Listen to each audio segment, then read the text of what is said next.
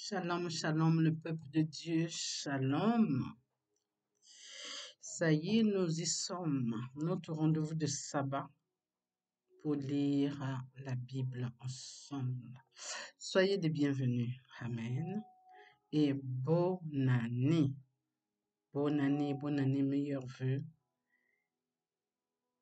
En tout cas, mon souhait,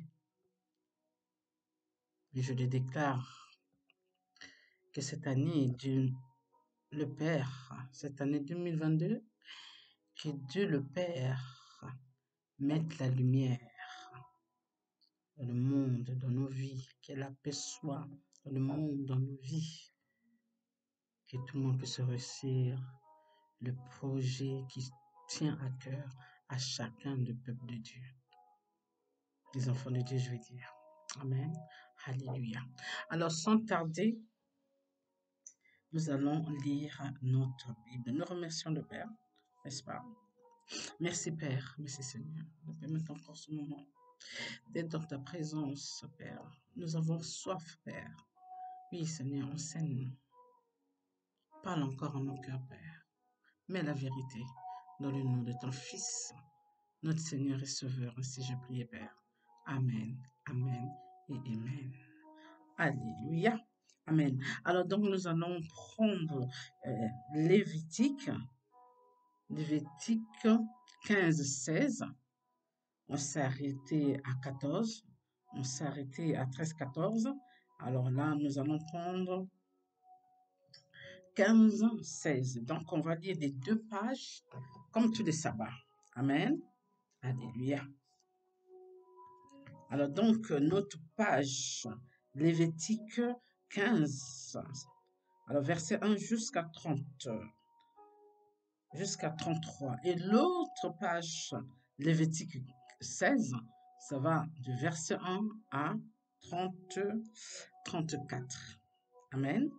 Alléluia. Sans tarder, nous allons bénir la parole de Dieu et nous allons lire. Amen. Alléluia. L'Éternel parla à Moïse et à Aaron et dit: Parle aux enfants d'Israël et dis-leur, tout homme qui a une gonorrhée est par là même impur. Verset 3. C'est à cause de sa gonorrhée qu'il est impur, que sa chair laisse coller son flux ou qu'elle le retienne, il est impur. Verset 4. Tout lit sur lequel il couchera sera impur, et tout objet sur lequel il assiera sera impur. Verset 5. Celui qui touchera son lit lavera ses vêtements, se lavera dans l'eau et sera impur jusqu'au soir. Verset 6. Celui qui s'assiera sur l'objet sur lequel il s'est assis lavera ses vêtements, se lavera dans l'eau et sera impur jusqu'au soir. Verset 7. Celui qui touchera sa chair lavera ses vêtements, se lavera dans l'eau et sera impur jusqu'au soir. Verset 8. S'il crache sur un homme pur, cet homme lavera ses vêtements, se lavera dans l'eau et sera impur jusqu'au soir. Verset 9. Toute monture sur laquelle il s'assiera sera impure. Verset 10.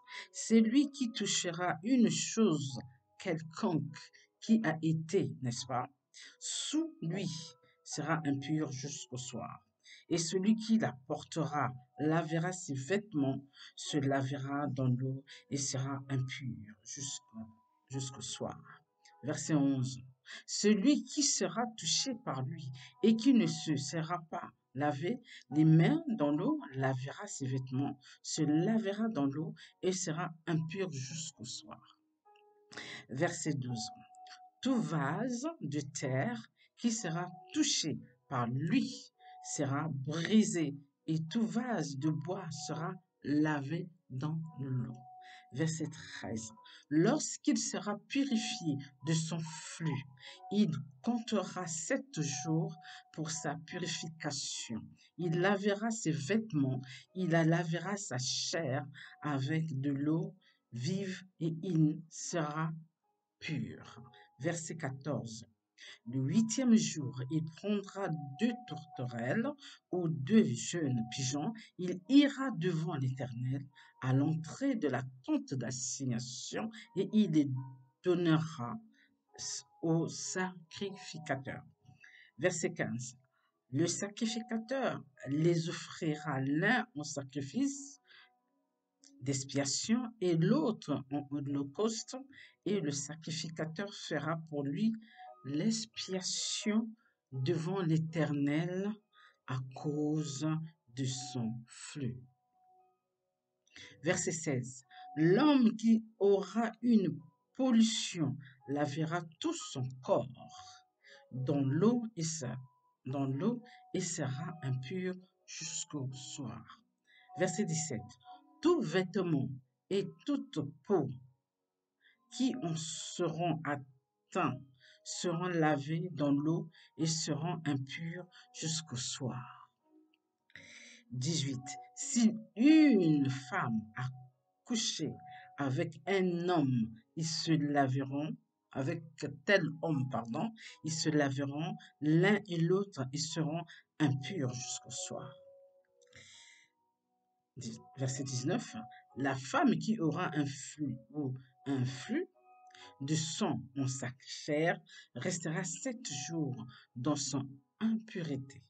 Quiconque la touchera sera impur jusqu'au soir. Verset 20. Tout lit sur lequel elle couchera pendant son impureté sera impur et tout objet sur lequel elle s'assiera sera impur. Verset 21. Quiconque touchera son lit lavera ses vêtements, se lavera dans l'eau et sera impur jusqu'au soir. Verset 22. Quiconque touchera un objet sur lequel elle s'est assise lavera ses vêtements, se lavera dans l'eau et sera impur jusqu'au soir. Verset 23. S'il y a quelque chose sur le lit ou sur l'objet sur lequel elle s'est assise, celui qui la touchera sera impur jusqu'au soir. Verset 24. Si un homme couche avec elle et que l'impureté de cette femme vienne sur lui, il sera impur pendant 7 jours. Et tout lit sur lequel il couchera sera impur. Verset 25. La femme qui aura un flux de sang pendant plusieurs jours hors de ses époques régulières ou dont le flux durera plus qu'à l'ordinaire sera impure tout le temps de son flux, comme au temps de son indisposition menstruelle. Verset 26. Tout lit sur lequel elle couchera pendant la durée de ce flux sera comme le lit de son flux menstruel, et tout objet sur lequel elle s'assiera sera impur comme lors de son flux menstruel. Verset 27. Quiconque les touchera sera souillé. Il lavera ses vêtements, se lavera dans l'eau et sera impur jusqu'au soir. Verset 28. Lorsqu'elle sera purifiée de son flux, elle comptera 7 jours après lesquels elle sera pure. Verset 29. Le 8e jour, elle prendra 2 tourterelles ou 2 jeunes pigeons et elle les apportera au sacrificateur à l'entrée de la tente d'assignation. Verset 30. Le sacrificateur offrira l'un en sacrifice d'expiation et l'autre en holocauste, et le sacrificateur fera pour elle l'expiation devant l'Éternel à cause du flux qui la rendait impure. Verset 31. Vous éloignerez les enfants d'Israël de leur impureté, de peur qu'ils ne meurent à cause de leur impureté. S'ils suivaient mon tabernacle qui est au milieu d'eux. Verset 32. Telle est la loi pour celui qui a une gonnerie ou qui est souillé par une pollution. Notre dernier verset de Lévitique 15, 33. Pour celle qui a son flux menstruel, pour l'homme ou la femme qui a un flux, et pour l'homme qui couche avec une femme impure. Verset 16.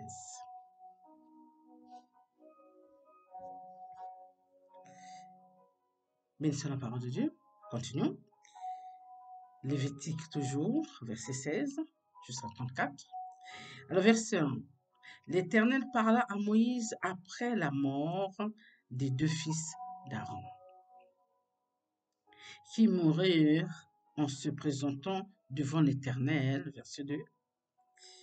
L'Éternel dit à Moïse, parle à ton frère Aaron, afin qu'il n'entre pas en tout temps dans le sanctuaire, au-dedans du voile, devant le propitiatoire qui est sur l'arche, de peur qu'il ne meure, car j'apparaîtrai dans la nuée sur le propitiatoire. Verset 3. Voici de quelle manière Aaron entrera dans le sanctuaire. Il prendra un jeune taureau pour le sacrifice d'expiation et un bélier pour l'holocauste. Verset 4. Il se revêtira de la tunique sacrée de lin, et portera sur son corps des caleçons de lin. Il se ceindra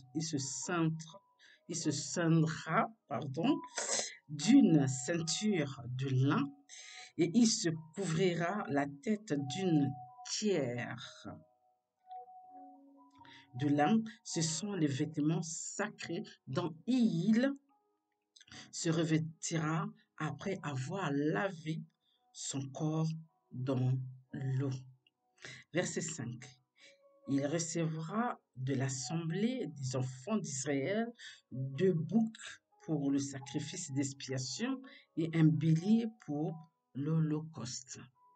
Verset 6. Aaron offrira son taureau expiatoire et il fera l'expiation pour lui et pour sa maison. Verset 7. Il prendra les 2 boucs et il les placera devant l'Éternel à l'entrée de la tente d'assignation. Verset 8. Aaron jettera le sort sur les 2 boucs, un sort pour l'Éternel et un sort pour Azazel.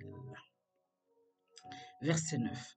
Aaron fera approcher le bouc sur lequel est tombé le sort pour l'Éternel et il l'offrira en sacrifice d'expiation. Verset 10. Et le bouc sur lequel est tombé le sort pour Azazel sera placé vivant devant l'Éternel afin qu'il serve à faire l'expiation et qu'il soit lâché dans le désert pour Azazel. Verset 11. Aaron offrira son taureau expiatoire et il fera l'expiation pour lui et pour sa maison. Il égorgera son taureau expiatoire. Verset 12. Il prendra un brasier plein de charbon ardent ôté de dessus l'autel devant l'Éternel et de 2 poignées de parfum odoriférant en poudre.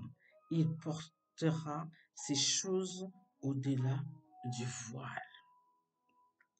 Verset 13. Il mettra le parfum sur le feu devant l'Éternel afin que la nuée du parfum couvre le propitiatoire qui est sur le témoignage et il ne mourra point.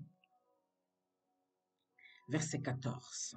Il prendra du sang du taureau et il fera l'expiation avec son doigt sur le devant du propitiatoire vers l'Orient. Il fera avec son doigt, fera avec son doigt 7 fois l'aspersion du sang devant le propitiatoire. Verset 15. Il égorgera le bouc expiatoire pour le peuple et il emportera le sang au-delà du voile. Il fera avec ce sang comme il a fait avec le sang du taureau. Il en fera l'aspersion sur le propitiatoire et devant le propitiatoire. Verset 16. C'est ainsi qu'il fera l'expiation pour le sanctuaire à cause des impuretés des enfants d'Israël et de toutes les transgressions par lesquelles ils ont péché. Il fera de même pour la tente d'assignation qui est avec eux au milieu de leur impureté.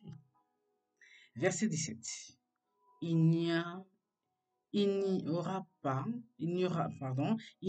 personne dans la tente d'assignation lorsqu'il entrera pour faire l'expiation dans le sanctuaire jusqu'à ce qu'il en sorte. Il fera l'expiation pour lui et pour sa maison et pour toute l'assemblée d'Israël. Verset 18. En sortant, il ira vers l'autel qui est devant l'Éternel, et il fera l'expiation pour l'autel. Il prendra du sang du taureau et du bouc, et il en mettra sur les cornes de l'autel tout autour. Il fera avec son doigt 7 fois l'aspersion du sang sur l'autel. Il le purifiera et le sanctifiera à cause des impuretés des enfants d'Israël. Verset 20. Lorsqu'il aura achevé de faire l'expiation pour le sanctuaire, pour la tente d'assignation et pour l'autel, il fera approcher le bouc vivant. Verset 21. Aaron posera ses 2 mains sur la tête du bouc vivant et il confessera sur lui toutes les iniquités des enfants d'Israël et toutes les transgressions par lesquelles ils ont péché. Il les mettra sur la tête du bouc, puis il le chassera dans le désert à l'aide d'un homme qui aura cette charge. Verset 22. Le bouc emportera sur lui toute leur iniquité. Dans une terre désolée, il sera chassé dans le désert. Verset 23. Aaron entrera dans la tente d'assignation et quittera les vêtements de lin qu'il avait mis en entrant dans le sanctuaire et il les déposera là. Verset 24. Il lavera son corps avec de l'eau dans un lieu saint et reprendra ses vêtements, puis il sortira, offrira son holocauste et l'holocauste du peuple et fera l'expiation pour lui et pour le peuple. Verset 25. Il brûlera sur l'autel la graisse de la victime expiatoire. Verset 26. Celui qui aura chassé le bouc pour Azazel lavera ses vêtements et lavera son corps dans l'eau. Après cela, il rentrera dans le champ. Verset 27. On emportera hors du camp, le taureau expiatoire et le bouc expiatoire dont on a porté le sang dans le sanctuaire pour faire l'expiation, et l'on brûlera au feu leur peau, leur chair et leur excrément. Verset 28. Celui qui les brûlera lavera ses vêtements et lavera son corps dans l'eau. Après cela, il rentrera dans le camp.